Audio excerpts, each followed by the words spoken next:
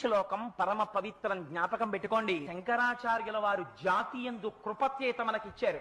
ఆడ మగ పిల్ల పెద్ద ప్రతి వారికి ఈ శ్లోకం నోటికి రావాలి, తప్పులు లేకుండా చదవాలి. ఇందులో ఒక గమ్మత్తుంది ఆ శ్లోకంలో. ఆ శ్లోకంలో అక్షరాలు మారాయా, వ్యతిరిక్త అర్థాలు వస్తాయి. అందుకని తప్పులు చదవకుండా చక్కగా చదవడం నేర్చుకుని చిన్న చిన్న పిల్లల దగ్గర నుంచి అలవాటు చెయ్యండి.